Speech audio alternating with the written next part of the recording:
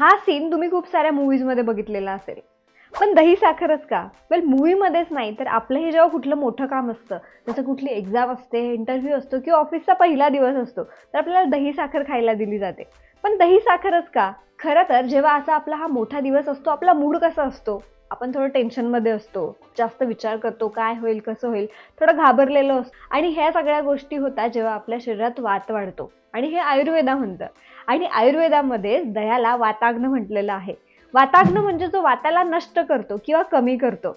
दही हे गरम असतं आणि त्याची चव ही आंबट असते, म्हणूनच ते कफ आणि पित्त ह्या प्रकृतीला वाढवतं आणि वाताला कमी करतं. म्हणूनच आपण जेव्हा दही साखर खातो तेव्हा आपला माइंड थोडा काम होतो, रिलॅक्स होतो, आपण जास्त चांगलं कॉन्सन्ट्रेट करू शकतो.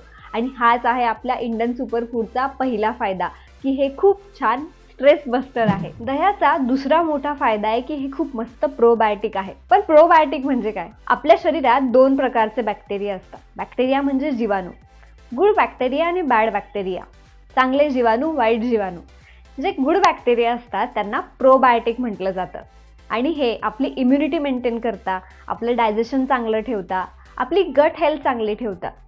हे गुड आणि बॅड बॅक्टेरिया मेनली आपल्या आतड्यांमध्येच प्रेझेंट असतात. जेव्हा आपल्याला कुठलं इन्फेक्शन होतं किंवा आपल्या शरीरात ह्या बॅड बॅक्टेरियाची ग्रोथ वाढते, त्यांच्याशी लढायलाही आपल्याला हे गुड बॅक्टेरियाच लागतात आणि आपल्याला बरं वाटायला हेच कारणीभूत असतात. आणि यातला सगळ्यात कॉमन बॅक्टेरिया आहे लॅक्टोबॅसिलस, जो प्रेझेंट असतो दह्यामध्ये आणि म्हणूनच दही हे खूप मस्त प्रोबायोटिक आहे. तुमचे असे खूप मित्रमैत्रिणी असतील किंवा तुम्ही असे खूप लोक पण बघितलेले असतील ज्यांनी कितीही खाल्लं तरी त्यांचं वजन वाढत नाही आणि हे मेनली होतं वात प्रकृतीच्या लोकांमध्ये. आणि मी आधीच सांगितलंय की दही हे वात प्रकृती कमी करायला खूप महत्त्वाचं असतं. दही हे आपली डायजेस्टिव्ह फायर वाढवतं, म्हणजेच आपली पचनशक्ती वाढवतं. जे आपण खातो ते व्यवस्थित पचतं, आपली बॉडी त्याला चांगलं युटिलाइज करते आणि आपलं वजन वाढायला सुरुवात होते. हाच आहे दह्याचा तिसरा फायदा, की वजन वाढवायचं जर असेल तर तुम्ही दही नक्की खाल्लं पाहिजे. तुम्ही दह्याची लस्सी घेऊ शकता, कढी बनवू शकता, कर्ड राईस खाऊ शकता किंवा मसाला ताकही पिऊ शकता. हे तुम्हाला वजन वाढवायला नक्की मदत करेल. दह्यामध्ये असतं लॅक्टिक ॲसिड.